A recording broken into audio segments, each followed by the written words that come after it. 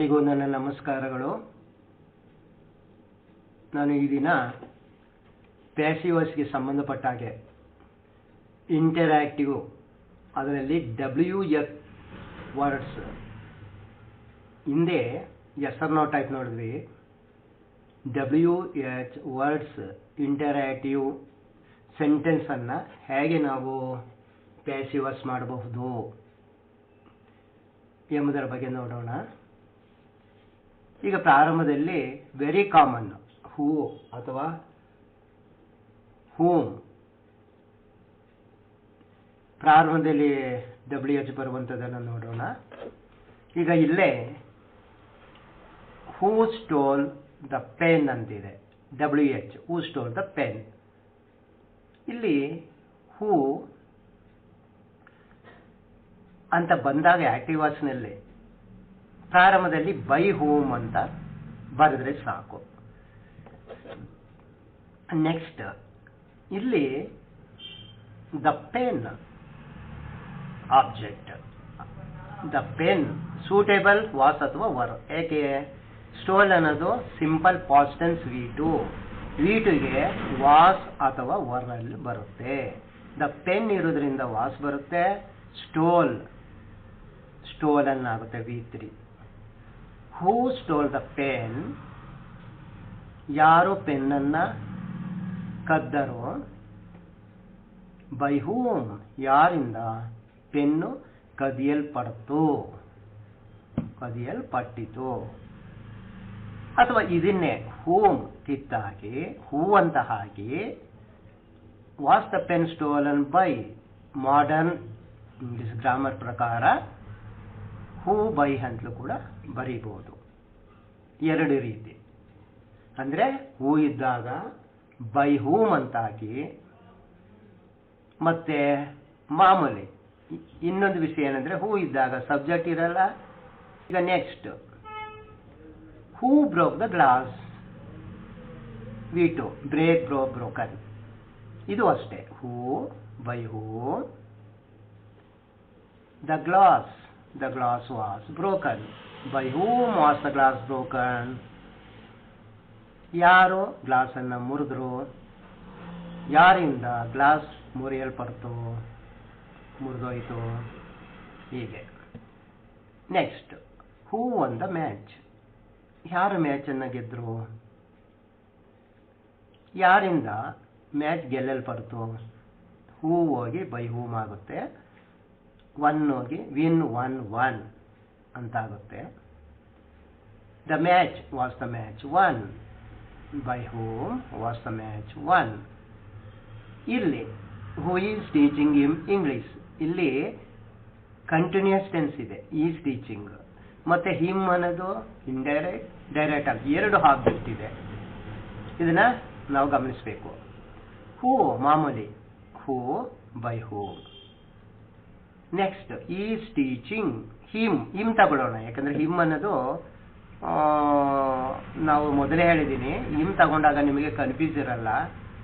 ಇದ್ರ ತಗೊಂಡಾಗ ಸ್ವಲ್ಪ ಪ್ರಿಪೋಸನ್ ಬಗ್ಗೆ ಗಮನ ಕೊಡಬೇಕಾಗುತ್ತೆ. ಈಗ ಇದು ತಗೊಳ್ಳೋಣ. ಬೈ ಹೋಮ್, ಹಿಮ್ ಆಗಿ ಹಿ ಆಗುತ್ತೆ.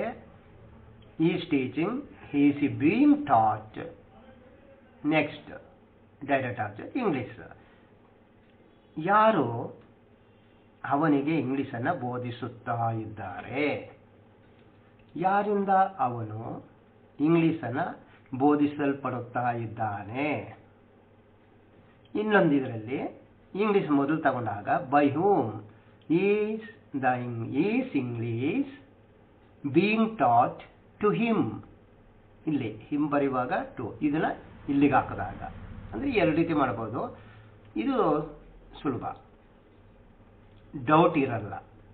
ಹಿಮ್ ಹೋಗಿ ಪ್ರಾರಂಭದಲ್ಲಿ ಹಿಮ್ ಹಿ ಅಂತ ಬರೆದಾಗ ಡೌಟ್ ಇರಲ್ಲ. ಈಗ ಹೂಮ್ ಬಂತು. ಹೂ ಇದ್ದಾಗ ಬೈ ಹೂಮ್, ಹೂಮ್ ಇದ್ದಾಗ ಹೂಮ್ ಡು ಯು ಲೈಕ್. ಹೂ ಇದ್ದಾಗ ಸಬ್ಜೆಕ್ಟ್ ಇರಲ್ಲ, ಹೂಮ್ ಇದ್ದಾಗ ಆಬ್ಜೆಕ್ಟ್ ಇರಲ್ಲ. ನೋಡಿ, ಹೂಮ್ ಡು ಯು ಲೈಕ್, ನೀನು ಯಾರನ್ನ ಇಷ್ಟಪಡ್ತೀಯಾ ಅಂದಾಗ ಹೂಮ್ ಹೋಗಿ ಹೂ ಹಾಕಿ ಡು ಯು ಲೈಕ್ ಯು. ಇಲ್ಲಿ ಡೂ ಈ ಸಾರೆಯಲ್ಲಿ ಒಂದು ಬರುತ್ತೆ. ಅದನ್ನು ಯಾವ್ದು ನೋಡ್ಕೊಂಡು ಬರುತ್ತೆ? ಅಂತ ತಿಳ್ಕೋಬೇಕಾಗುತ್ತೆ. ಇಲ್ಲಿ ಇದು ಆಬ್ಜೆಕ್ಟ್ ಸ್ಥಾನದಲ್ಲಿ ಬರೋದರಿಂದ who is liked by you, ಯಾರನ್ನು ನೀನು ಇಚ್ಛೆ ಪಡ್ತೀಯಾ,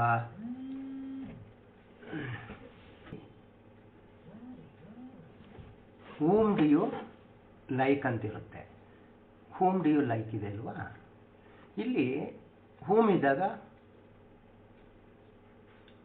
ಆಬ್ಜೆಕ್ಟ್ ಇರಲ್ಲ, ಹೂ ಇದ್ದಾಗ ಸಬ್ಜೆಕ್ಟ್ ಇರಲ್ಲ, ಹೂಮ್ ಇದ್ದಾಗ ಆಬ್ಜೆಕ್ಟ್ ಇರಲ್ಲ. ನೀನು ಯಾರನ್ನು ಇಷ್ಟಪಡ್ತೀಯ, ಇಲ್ಲಿ who lost by you subject object, who is liked by you, ಯಾರು ನಿನ್ನಿಂದ ಇಚ್ಛಿಸಲ್ಪಡುತ್ತಾರೆ. ಹೀಗೆ ಇಲ್ಲಿ ಹೂ ಇದ್ದಾಗ ಸಬ್ಜೆಕ್ಟ್ ಇರಲ್ಲ, ಹೂಮ್ ಇದ್ದಾಗ ಆಬ್ಜೆಕ್ಟ್ ಇರಲ್ಲ. Next whom did you invite, ಇಲ್ಲೂ ಅಷ್ಟೇ ನೋಡಿ, ಡಿಡ್ ಯು ಇನ್ವೈಟ್, ಇದು ಆಬ್ಜೆಕ್ಟಿಗೆ ಇಲ್ಲಿ ಇರಲ್ಲ, ಆಬ್ಜೆಕ್ಟ್ ಹೂಮ್ ಅಂದಾಗ ಆಬ್ಜೆಕ್ಟ್ ಇರಲ್ಲ, ಆಬ್ಜೆಕ್ಟ್ ಅಲ್ಲ ಇದೇ ಆಕ್ಯುಪೈ ಮಾಡಿಕೊಳ್ಳುತ್ತೆ. ಇಲ್ಲಿ ಹೂಮ್ ಇದ್ದಾಗ ಹೂ, ನೀನು ಯಾರನ್ನು ಇನ್ವೈಟ್ ಮಾಡಿದೆ, ಯಾರು ನಿನ್ನಿಂದ ಇನ್ವೈಟ್ ಆದರು, ಇನ್ವೈಟ್ ಮಾಡಲ್ಪಟ್ಟರು ಅಂದರೆ ಇಲ್ಲಿ ಹೂ was singular was invited by you, who was invited by you ಅಂತ ಆಗುತ್ತೆ. ನೆಕ್ಸ್ಟ್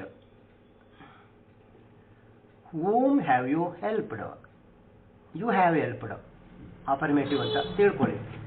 ಇಲ್ಲಿ ಪ್ರೆಸೆಂಟ್ ಪರ್ಫೆಕ್ಟ್ ಟೆನ್ಸ್, ಟೆನ್ಸು ಕೂಡ ಅತಿ ಮುಖ್ಯ, ನೀವು ಗಮನಿಸ್ತಾ ಇರಬೇಕು ಟೆನ್ಸನ್ನು ಕೂಡ. ಯಾಕೆ ಆಕ್ಸಿಲರಿ ಹೆಲ್ಪಿಂಗ್ ವರ್ಬ್ ಹಾಕಬೇಕಾದ್ರೆ ಅದಕ್ಕೆ ಸೂಟೇಬಲ್ ನಮಗೆ ಟೆನ್ಸು ಬೇಕಾಗುತ್ತೆ. ಈಗ ಹೂಮ್ ಹ್ಯಾವ್ ಯು ಹೆಲ್ಪ್ಡ್, ನೀನು ಯಾರಿಗೆ ಸಹಾಯ ಮಾಡಿದ್ದೀಯಾ, ಇಲ್ಲಿ ಹೂಮ್ ಹೋಗಿ ಹೂ ಆಗುತ್ತೆ. ಹ್ಯಾವ್ ಇರುವಾಗ ಹ್ಯಾಸ್ ಅದು ಹ್ಯಾವ್ ಎರಡರಲ್ಲಿ ಒಂದು ಬರುತ್ತೆ, ಮತ್ತೆ ಬೀನ್ ಫಾಲೋ ಆಗುತ್ತೆ. ಹ್ಯಾವ್ ಹೆಲ್ಪ್ಡ್ ಇರುವಾಗ ಪ್ರೆಸೆಂಟ್ ಪರ್ಫೆಕ್ಟ್ ಟೆನ್ಸ್ಗೆ ಬೀನ್ ಸೇರುತ್ತೆ. Who has been helped by you, ಯಾರು ನಿನ್ನಿಂದ ಸಹಾಯ ಮಾಡಲ್ಪಟ್ಟಿದ್ದಾರೆ. ನೆಕ್ಸ್ಟ್ ನೋಡಿ, ವಾಟ್ ಡು ಯು ವಾಂಟ್, ನಿನಗೇನು ಇಷ್ಟ ಅಂದರೆ ಇಲ್ಲಿ ಹೂಗೆ ಪರ್ಸನ್ ರೆಫರ್ ಆಗುತ್ತೆ, ವಾಟ್ಗೆ ಥಿಂಗ್ಸ್, ಥಿಂಗ್ಸ್ ಅನ್ನು ಕುರಿತು ಹೇಳ್ತೀವಿ. ಇಲ್ಲಿ ವಾಟ್ ಯು ವಾಂಟ್ ಅಂತಿರುವಾಗ ಇಲ್ಲಿ ಕೂಡ ಈ ವಾಟ್ ಅಂತ ಬಂದಾಗ ಇದು ಆಬ್ಜೆಕ್ಟ್ ಸಂಬಂಧಪಟ್ಟಿರುತ್ತೆ. ವಾಟ್ ಯು ವಾಂಟ್ ಅಂತಿರುತ್ತೆ. ವಾಟ್ ಯು ವಾಂಟ್ ಇಲ್ಲಿ ಆಬ್ಜೆಕ್ಟ್ ಸ್ಥಾನವನ್ನು ಅವಲಂಬಿಸುತ್ತೆ. ಇದು ಇಲ್ಲೇನಾಗುತ್ತೆ, do you want, want wanted wanted, what is wanted by you, subject ಹೋಗಿ ಆಬ್ಜೆಕ್ಟ್ ಇರುತ್ತೆ. Which man abused her, which man abused her, ಯಾವ ಮನುಷ್ಯ ಅವಳನ್ನು ನಿಂದಿಸಿದ. ಈಗ ಈ ವಿಚ್ ಹೋಗಿ ಬೈ ವಿಚ್ ಆಗುತ್ತೆ, ಬೈ ವಿಚ್ ಮ್ಯಾನ್. ಇದು ಅಷ್ಟೇ, ಇಲ್ಲಿ ಆಬ್ಜೆಕ್ಟ್ ಸ್ಥಾನದಲ್ಲಿ ಕೂತ್ಕೊಂಡಾಗ ಇದು which man, by which man was she, ಇಲ್ಲಿ ಹೋಗಿ ನೋಡಿ ಆಬ್ಜೆಕ್ಟ್, ಇಲ್ಲಿ ವಿಚ್ ಮ್ಯಾನ್ ಅಬ್ಯೂಸ್ಡ್ ಹರ್ ಅನ್ನುವಾಗ ಇದು ಸಬ್ಜೆಕ್ಟ್ ಸ್ಥಾನದಲ್ಲಿ ಕುಳಿತುಕೊಳ್ಳುತ್ತೆ. ಅಬ್ಯೂಸ್ಡ್ ಹರ್ ಇದು ಆಬ್ಜೆಕ್ಟ್. ಈಗ ಬೈ ವಿಚ್ ಮ್ಯಾನ್, ಇಲ್ಲಿ by which man her she ಆಗುತ್ತೆ, was, she was abused by which man ಅಂದರೆ ಇದು ಪ್ರಾರಂಭದಲ್ಲಿ ಹಾಕೊಂಡ್ವಿ. By which man was she abused, ಯಾವ ಮನುಷ್ಯನಿಂದ ಅವಳು ನಿಂದಿಸಲ್ಪಟ್ಲು. ಹೀಗೆ ನಾವು WH ಟೈಪ್ಗೆ ನೋಡಿದ್ವಿ, ಮುಖ್ಯವಾಗಿರುವಂಥದ್ದನ್ನು ತಿಳಿಸಿದ್ದೀನಿ. ಮುಂದೆ ಲೆಟ್ ನೋಡೋಣ. ಲೆಟ್ಗೆ ಸಂಬಂಧಪಟ್ಟದ್ದು ಕೆಲವು ನೋಡಿ ಅಲ್ಲಿಗೆ ಮುಂದೆ ನಿಲ್ಲಿಸಿ, ಮುಂದೆ ಸೆಕೆಂಡ್ ಪಾರ್ಟ್ನಲ್ಲಿ ಅಡ್ವಾನ್ಸ್ ಲೆವೆಲ್ಲು ಮುಂದೆ ನೋಡೋಣ, ಮುಂದಿನ ಟಾಪಿಕ್ ಹೋಗೋಣ. ಓಕೆ,